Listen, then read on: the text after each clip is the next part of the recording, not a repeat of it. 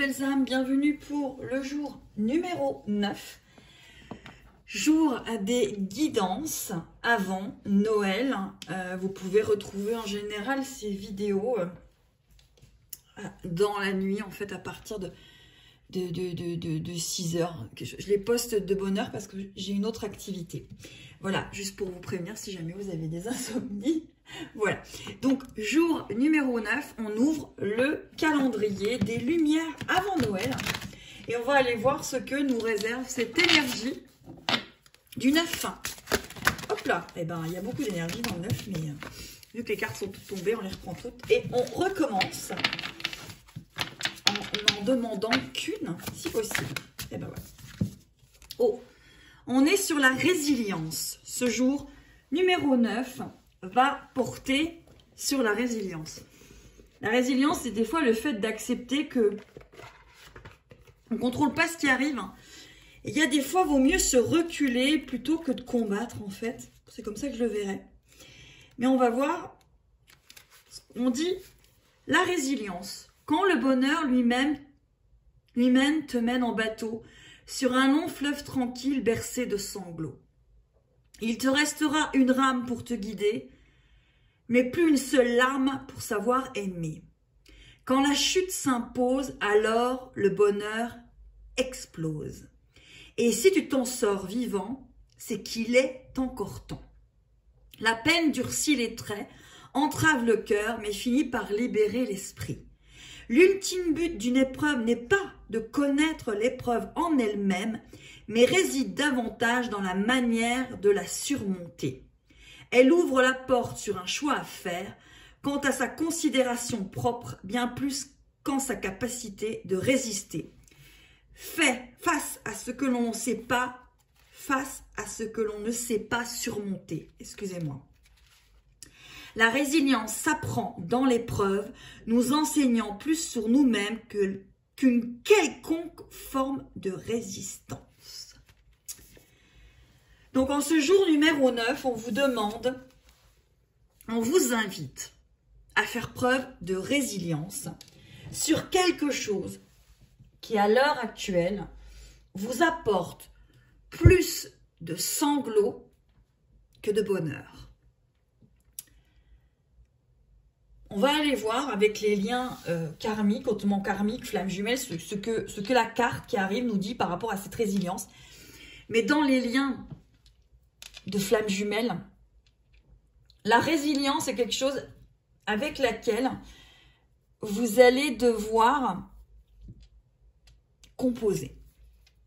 Voilà. Pourquoi? Parce que on n'est pas conditionné à comprendre tout de suite un lien de flammes jumelles et la façon de le surmonter quelque part, de l'appréhender, de le comprendre, ce lien va pouvoir des fois apporter la résilience et d'avoir une forme de résilience.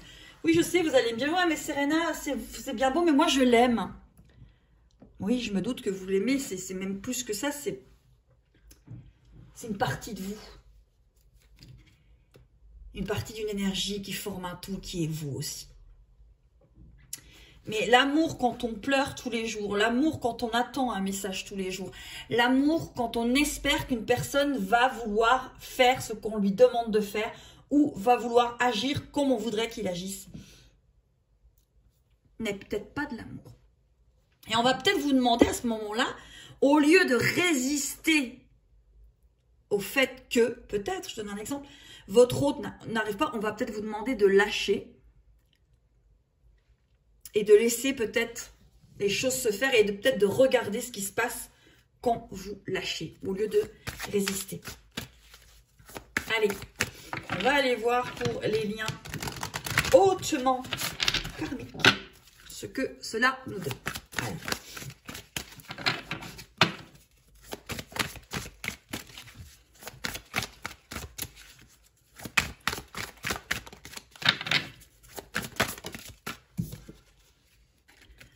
La voix d'un ange. Oh, quel programme! Avec le chiffre 13 quand même. La voix d'un ange par rapport à la résilience et par rapport à votre lien de flamme jumelle ou hautement karmique, peu importe le nom. Parce qu'il n'y a pas que les flammes jumelles hein, dans les liens hautement karmiques. Il y en a d'autres. On vous dit, vous avez quelque chose à dire. Il existe une voix unique en vous qui souhaite s'exprimer de manière créative dans le monde, que ce soit une conversation que vous devez avoir, une vérité à affirmer, une chanson à chanter ou un livre à écrire. Honorez votre voix. Sachez qu'elle est inspirée et qu'elle peut non seulement vous guider, vous aider à grandir spirituellement, mais également soutenir d'autres personnes sur le chemin. Et bien là, par rapport à votre lien hautement karmique, bon, hautement énergétique, pas karmique, il n'est pas hautement karmique, il est karmique et il est hautement énergétique, on va dire, ben on vous demande finalement de comprendre ce qui vous arrive pour peut-être à un moment l'expliquer. On vous demande aussi, on vous demande pas parce qu'on vous demande jamais rien, en fait on vous invite à. On vous invite peut-être à faire passer des messages, à vous exprimer face à votre flamme jumelle. On vous invite peut-être à comprendre les chansons des fois qui passent entre vous et votre flamme jumelle.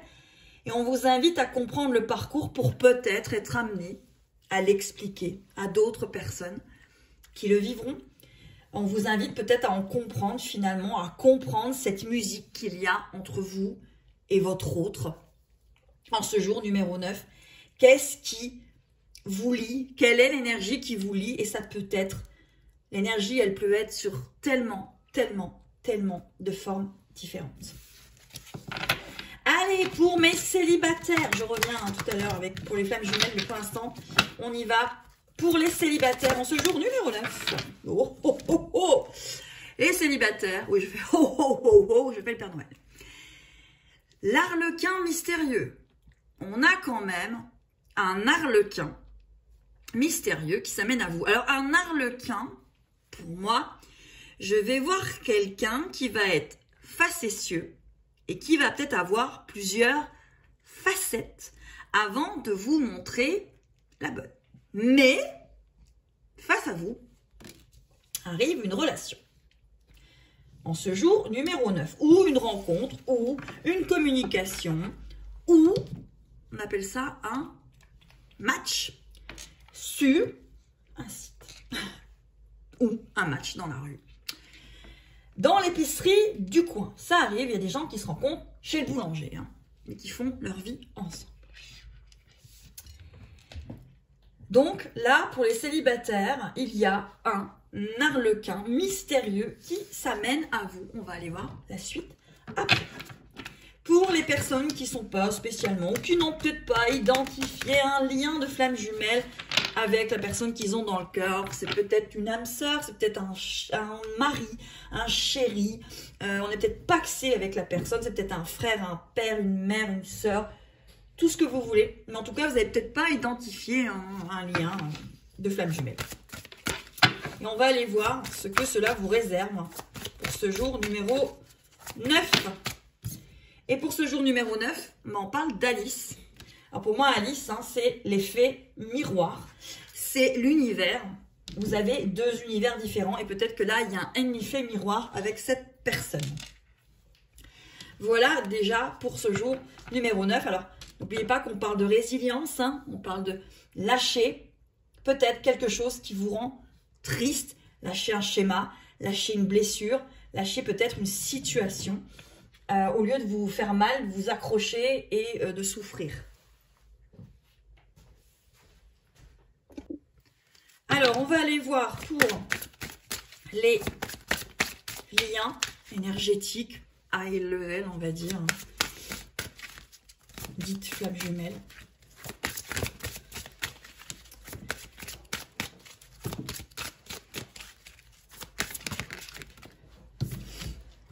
Eh ben, on vous parle de main dans la main et de lâcher du lest.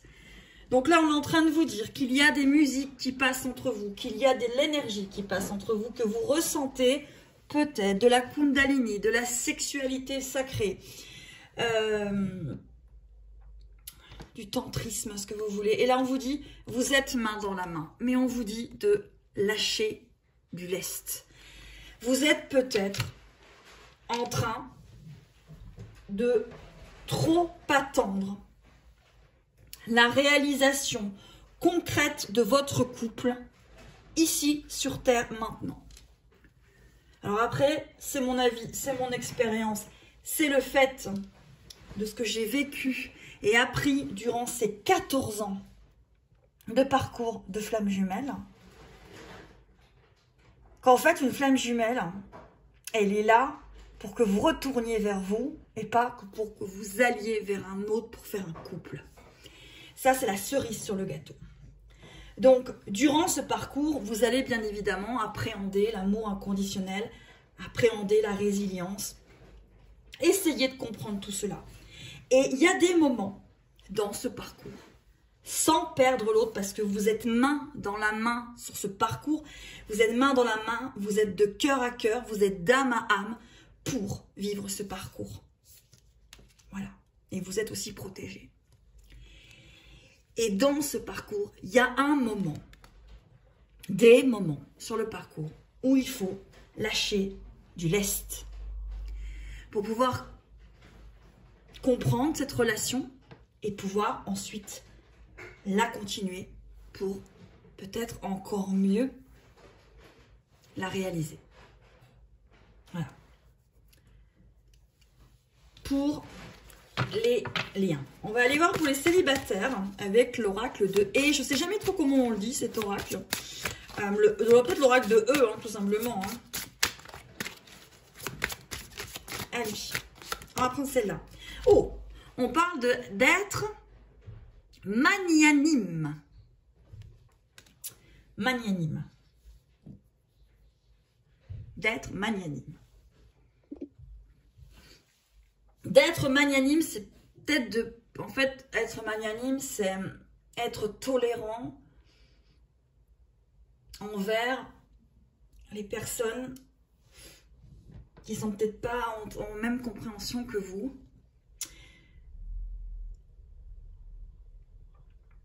C'est être tolérant, en fait. Être tolérant peut-être par rapport à une personne qui ne partage pas les mêmes idées que vous, les mêmes idéaux, les mêmes idées. Il faut peut-être être tolérant. Faire preuve aussi de résilience. Arrêter peut-être de lâcher sur bah, moi, je veux que cette personne, elle ait 90 points communs avec moi. Non, peut-être qu'il faut être magnanime sur certaines choses. Peut-être justement lâcher du lest. Faire preuve de résilience, tout simplement. Si vous avez en face de vous un arlequin mystérieux qui ne vous convient pas du tout, parce que ben, finalement, toutes les petites cloches qu'il a avec cet arlequin, toutes les petites faces ici, qu'a cette personne en face de vous, elle ne vous plaise pas. Ben, soignez magnanime, passez votre route. Ou alors, si vraiment cette personne vous plaît, ben, peut-être qu'il faut apprendre à composer aussi avec cette personne. Allez, pour les personnes qui ont quelqu'un dans le cœur, elle est tombée. Je vais la chercher tout de suite. Et me revoilà avec la carte qui est tombée, c'est le GPS. Et là, vous aviez l'effet miroir. Et bien, vous êtes tous les deux, à l'heure actuelle, un GPS l'un pour l'autre et un effet miroir l'un envers l'autre. Il n'y a pas besoin d'être dans un lien de flamme jumelle pour avoir des effets miroirs avec une personne. On peut avoir cela avec d'autres personnes. Et là, par rapport aux personnes qui vont plutôt se retrouver dans cette troisième colonne, ben pour moi là vous avez ce jour numéro 9, ce jour de résilience, vous avez véritablement un effet miroir. Et on va vous demander finalement d'être un peu le GPS de l'un de l'autre, ou en tout cas au moins d'essayer de trouver votre propre GPS à vous. Allez, on va aller voir avec les cartes de l'oracle des murmures de guérison pour les flammes jumelles. Qu'est-ce que ça nous réserve aujourd'hui en ce jour numéro 9? N'hésitez pas à commenter, On vous parle de vous hydrater. Lâchez du lest, vous hydratez, vous êtes main dans la main, il y a la voix d'un ange, etc. Là, en ce jour numéro 9, par rapport à votre lien, on vous demande vraiment de prendre soin de vous, de souffler, de prendre une pause, de vous hydrater, peut-être tout simplement.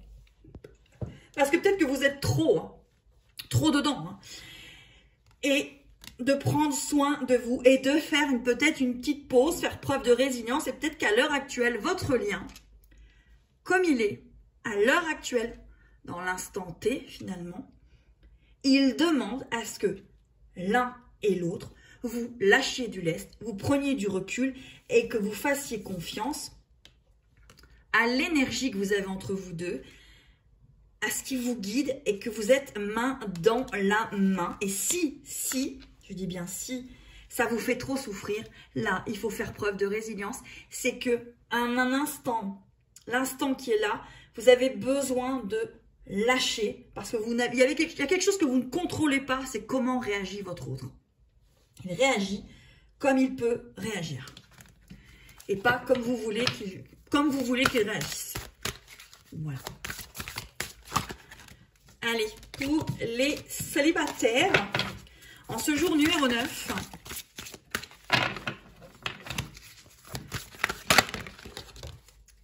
on vous parle de fluidité, on vous parle d'être magnanime, de fluidité. Alors là, pour moi, ce qui arrive, c'est que vous avez peut-être quelqu'un avec qui vous avez parlé sur les réseaux, parlé par rapport à un site, et d'un coup, catastrophe, elle ou lui ne veut plus parler.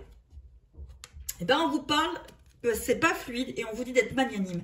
C'est-à-dire qu'il y a un moment, ça sert à rien d'aller courir après quelqu'un qui fuit.